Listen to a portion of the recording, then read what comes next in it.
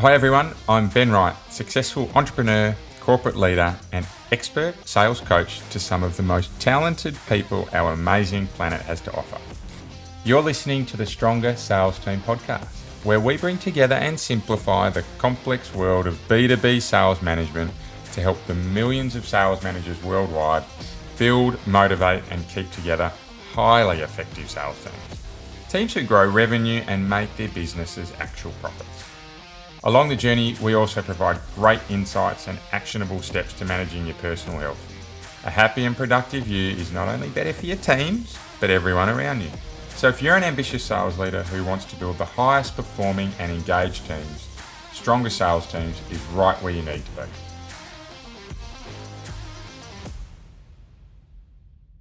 Welcome back to Stronger Sales Teams, the place where we provide real-world and practical advice to help you develop super-powered sales teams. Today, we have Emma Schermer. Have I said that right, Emma? Emma Schermer? Yes, Emma Schermer Tamir. It's a mouthful, I know. Well, we'll go with Emma for the rest of today. But I have Emma joining us all the way from Vegas, where it is stinkingly hot. And when I say hot here in Australia, we normally think we know heat. But we worked through about the temperature it is from Fahrenheit to Celsius, and we got to about 46. So that's hot for anyone, anywhere. So, and it's mid-afternoon, so I suspect it's right in the heat of the day. But Emma's inside, so we can all rest easy. She's not going to pass out in the middle of the podcast recording. But let me tell you a little bit about Emma before we get into today. So Emma's all about helping businesses in really high competition environments. So those environments, often we have really fast levels of transactions, but super, super competitive. I like having someone like this on the podcast because we know that the competitive strategies that these type of people need to build have to stand the test of time, because you're going to be again and again tested against your competition. So Emma, through her proven techniques and her strategies that have helped her across over 2,000 businesses, she's been able to really make an impact to those clients of hers around boosting their sales and building their brands online. So we're going to talk a little bit about that today. Emma's thought leading experiences, it's very much around e-commerce and the Amazon space, but I know extends out into the broader business world. And her strengths are really around marketing, e-commerce, and branding. So really nice to sales leaders that we're going to be able to take some of that across into that hyper-competitive environment into our sales teams. So I'm really happy to have Emma on board today. Really looking forward to seeing what we can talk about. But first of all, Emma, welcome to the Stronger Sales Teams podcast. Thank you, Ben. I'm very excited to be here with you today. Excellent. So before we get into today, can you please tell me a little bit about what you do and who you are? Sure. So I, for the last 8 years, have been running an e-commerce marketing agency with a specialty in helping businesses on Amazon. And I run that with my business partner and husband. And it's fascinating because in the world of e-commerce, you can instantly see how what you're doing has an impact. And so it's a great scientific experiment that's always happening in real time, where even just a slight tweak of something can have a very significant impact on the outcome that you're looking to achieve. And also, the world of e-commerce is just constantly changing, so it's certainly never boring. So that's what I spend most of my days doing. I'm writing a book and also I speak on these topics, and so I love talking about these things. I love helping people that may not think that they're marketers realize that they actually can be and are if they just shift how they look at all of it. So. Yeah, excellent. Okay. Really, really like that as an approach, particularly the piece you said around making small changes that can have a significant impact. We speak a lot in sales strategy around how small little pivots or little 1% movements, when we do them again and again and again and again, can make such a substantial change to your business. So I love looking at the nuances around our strategies and what we're doing to be better. And in fact, today, that's really what we're going to focus on. And that's about standing out, or how to stand out in a really crowded marketplace, because often to stand out, they're just little things that we need to do. But really keen to hear your thoughts and perspectives on that today. So let's just get things rolling before we start to talk around how we do stand out. Can we set the scene? How do you think that sales, marketing, and even branding need to work together to put ourselves into the position where we are going to be able to stand out? Yeah, so I think that people do themselves a great disservice to look at all of these as separate verticals, because they should all really be feeding one another. Every one of those departments, if you will, is gathering different bits of information and making different decisions that are then feeding the next one. So if I were to say where we might start this loop, it would really be the branding, because branding is about becoming very clear about who you want to be as a business and the kind of impact that you want to have on all of the different people that interact with you, not just your potential customers, but really anybody that you're interfacing with as you go about interacting with the world. Marketing is how you actually get that message out there, and it can look like a lot of different things. Also, advertising would be under that umbrella. So you have the organic or the paid side of things. And then the sales is really that filling in the space between what marketing and branding are doing and helping the customer understand what is the best choice for their needs. And so all of those are feeding into itself, because if you don't have clarity about where your customers are, then you could do all the marketing in the world, but if it's not where they're hanging out, then you're not really getting anywhere. And so all three of those need to be very dialed in and united in order to set you up to be not only converting as many customers as possible, but also converting the right customers, which is, I think, an aspect that is oftentimes not really considered, but not all sales are good sales.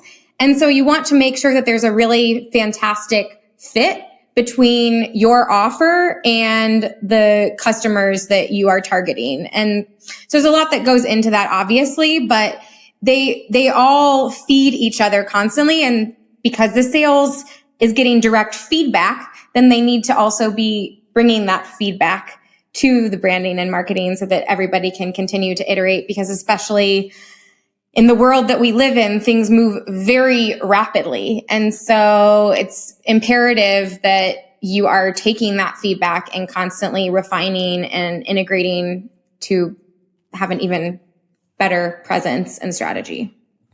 Yeah, well, so many things to unpack there. I'll try and start at the beginning. But something really, really big on this podcast is that we take thoughts and then we position them in a slightly different context so that those listening get to hear them in slightly different ways. Often as we're learning, right, we need to see things in different, be it visual, be it listening, be it trying for ourselves. But so for me, what you're actually talking about here is what we talk about a lot, is that branding is about getting people to know who you are.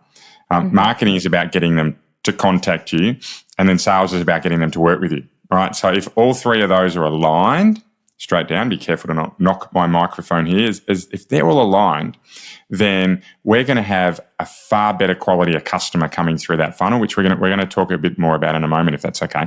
But the piece I think that you jumped on that often gets overlooked is that sales then becomes that feedback loop that goes all the way back up to branding. And so instead of it being a line, a vertical line, branding into marketing to sales, it's actually a circle where we start with branding, we move across to marketing, we move down or around that circle into sales, and then back up the top with that feedback loop. So I think that's super, super impactful in understanding that if all three departments don't work together, then we're going to really struggle to get those quality customers into our business. And I absolutely agree with you. 15 years ago, I wouldn't have, but now I absolutely agree with you that not every customer is a good customer. Customers that don't pay, customers that take up an exceptional amount of time, customers that you're just not going to be able to deliver to meet their expectations because they're different in terms of alignment to your business, right? So particularly in fast growth businesses, we actually want to be approaching those customers that are the most appropriate for us. Now, you touched on in there, we have a prospecting framework. There's 5 steps in it. You probably covered 3 of those 5 steps off just in those couple of minutes there. But there was one that was really important, and that's around how we're getting our ideal customer or our target customers into our business. So can you talk through some of your experience with how we go about repeatedly and consistently making sure we get our ideal customers in front of our teams? Sure. So this might sound like an obvious place to start, but funny enough, very few people do this step. So I think it's really important to just take a moment to talk about, which is that you have to get clarity about who that person is. And you need to be really specific about it, because a lot of times what I'll get when I ask clients that question is, oh, somebody living in the United States between the ages of 20 to 60, which is really not helpful when it comes to having any type of clarity of things. And so developing out a customer avatar, or essentially a customer profile that is very, very thorough, allows for a couple of things. One is, we were talking at the beginning of this conversation about the unity between sales and marketing and branding. And I would actually extend that out to even customer service and really anybody that is interfacing with the public. Having that clarity of who your target customer is and having everybody on the same page with who they are is going to inform how you interact with them. Because somebody who is a very busy business person who has a 2-hour commute and just a few hours with their family at the end of every day is going to have a different set of needs and even expectations around communication style than somebody who is a solopreneur who works from home, who's moved to a more affordable city because they also value lifestyle. And even that isn't as specific as I would encourage you to get. But those are the types of things that you need to be pulling apart. And so that allows for that decision making throughout the organization. But what that also does is that allows you to really tailor all of your marketing and messaging to be speaking directly to that person, because those 2 profiles that we just spoke about, they're going to have a different sense of humor. They're going to have a different set of cultural references that they're pulling from. They're going to have different even expectations for what that product or service that they're purchasing is going to do for them, and a different set of problems that they might even be looking for to solve, and how they value the solution to those problems and what they're willing to spend on that. And so your full strategy is going to be illuminated and in some ways even dictated by who that customer is. And if there isn't an alignment, then you're not only going to be missing out on your full potential of what you could be generating, but you're going to be wasting a lot of time and resources just not being as specific as you need to be. Absolutely, completely agree with you there. It doesn't matter if we are a sales hunter, if we're a sales key account manager, if we're an appointment setter, if we're in marketing communications, marketing branding, marketing lead generation. Today, we all have more data to access than we can process.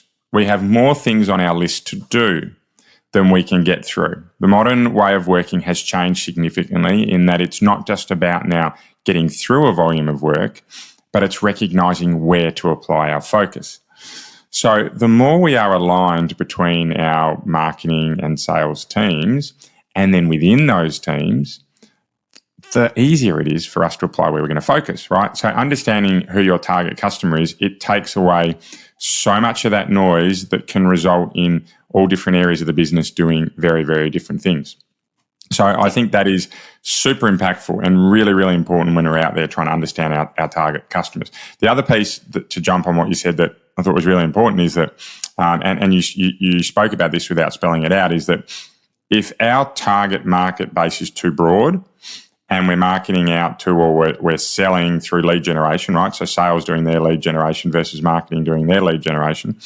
If we're going out to markets that are too broad, we'll get the leads in, but our conversion rates out the other end will be really small. And that's where it can really hurt a business, because it's not just wasted money on your marketing spend, it's wasted hours in your sales team. And those wasted hours in your sales team mean you're spending not just those hours that get tied up and thrown in the Las Vegas trash, right? Last time I was in Vegas, I got into a lot of trouble. Every time I hear about Vegas, I think, oh my God, I can't do a professional podcast about getting to Vegas, but I think I'm like just about anyone that's been there. When I say a lot of trouble, I was young and out really late and drank too much and had lots of fun. But when we talk about wasting time, it's not just wasting time for your salespeople, but it's the opportunity cost of them being able to talk with your really important prospects. So really love that. Okay, so let's say we've got our target market right. What's the way that we can really make ourselves the obvious choice when it comes to our product amongst our competition?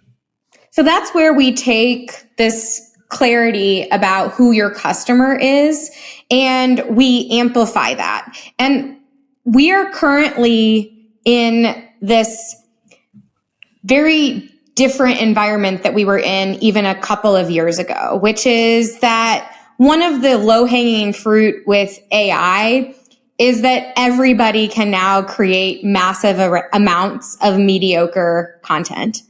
And so just getting somebody to listen and to pay attention, let alone actually be interested in what we have to say, is increasingly more challenging.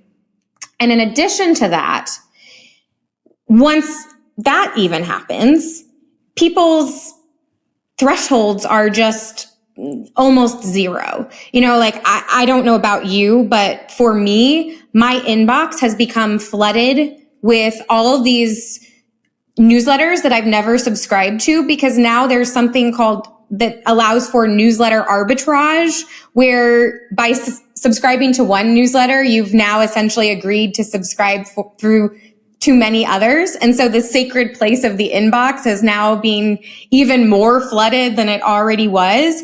And so maybe in the short term, that's good because these companies can build their newsletters. But in the long term, what does that mean? It means that email is not also going to be a great place to be reaching customers. And so if that is the environment that we are operating in, so trust levels are low, tolerance or interest for something new is low. How do you create connection? And that's by really identifying what your customers care about and really putting them in the center of things. So one of my favorite books that talks about how to do this is Building a Story Brand. Are you familiar with that book? I know the Story Brand framework. Yeah, absolutely. So what's so fantastic about it is that we make the mistake that when we're thinking about our brand story, we put ourselves, the business, as the center of that story. But really, our goal is to put the customer at the center.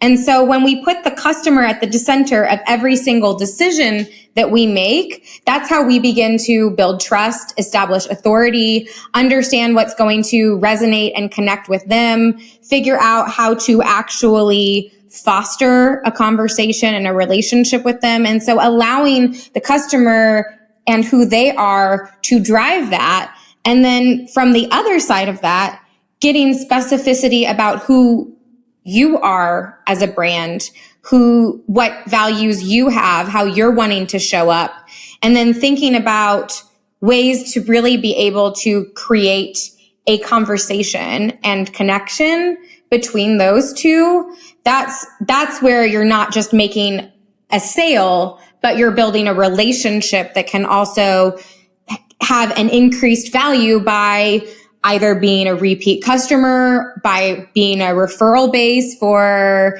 other people that are looking for products like yours, leaving reviews. So there's so much value in that relationship beyond just the initial purchase, that if you're really thinking about how can I serve them and how can I build a relationship with them, then you amplify the value of that very significantly. Okay, great. So we've spoken about three things so far today. We've spoken about truly aligning between branding, marketing, and sales. And I don't mean here just to once a quarter we sit down and we talk about what's marketing up to, what sales up to, right? That's not that type of alignment, but it's actually getting involved together in your strategic planning and making sure before you kick off any year and when you go to review your facets of operations throughout the year, that you really are on the same page. Much harder to do than it is so easy to say. Very, very important. The second one is getting clear on your target market.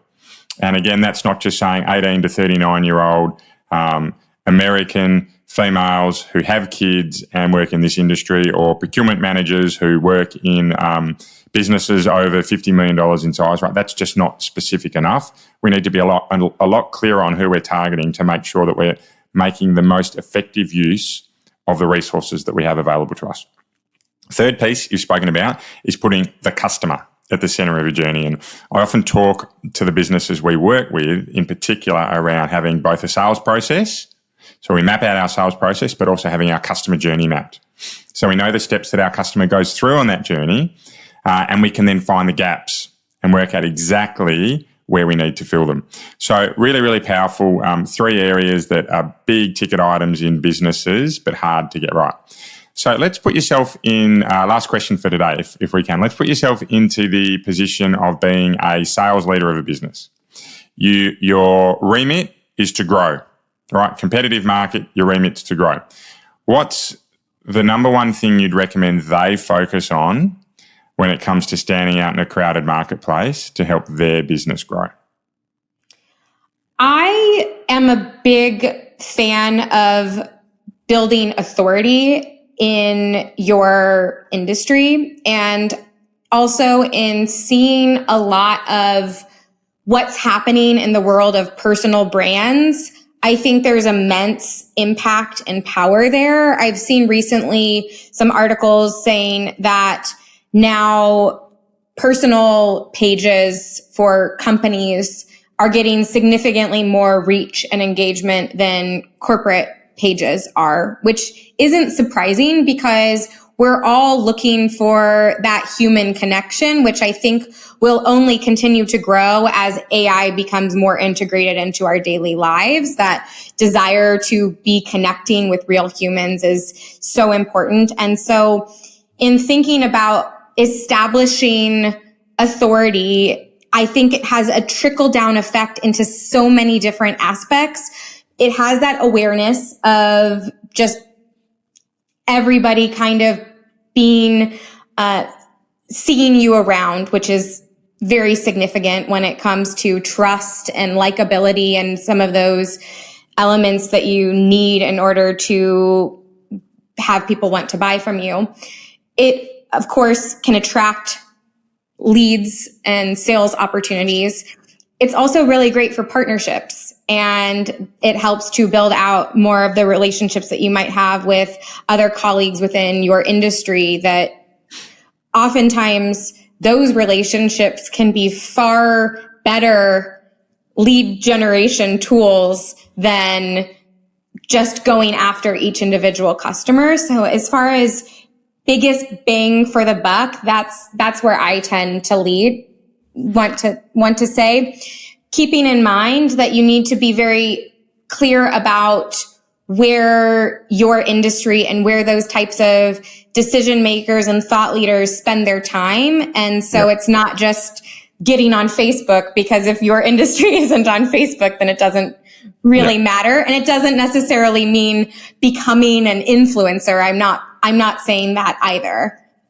Yeah. Look, I get it. And you've knowing where your customers hang out, right? I think that's the fourth step of our prospecting framework. So absolutely agree with you. I love asking that question because what are we where you'll go to air as episode 80 or 81, I think, and I don't think I've had the same answer to that question since I've asked it. I've probably asked it 30 times over those episodes. So personal branding is becoming really important.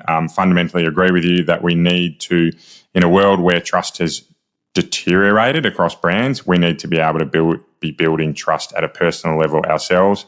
And there's never any time wasted in building out your own personal brand, because any person in this world who has a network, in fact, Robert Kiyosaki says this really well. People who build and maintain networks are never ever out of work. Those who don't are always looking for work. Right? And I paraphrase it. He says it better than that. But you build your network and you've got a career for life. So thank you very much, Emma. Can you please share with everyone, that was great today. Can you share with everyone, where can we learn more about you or Marketing by Emma? Sure. So our website, marketingbyemma.com, has all of the information as far as where to find us. If you also like this type of content, I have a YouTube channel where I get a little bit more granular with many of these ideas, which is at Marketing by Emma. So I would say those are the two main places where you can find me if you'd like to connect or ask questions. Excellent. Fantastic. Well, stay cool, the opposite to where many of the people in the world are listening to this at the moment. Lovely to have you on today. And look, for everyone listening, please keep living in a world of possibility and you'll be amazed by what you can achieve. Bye for now.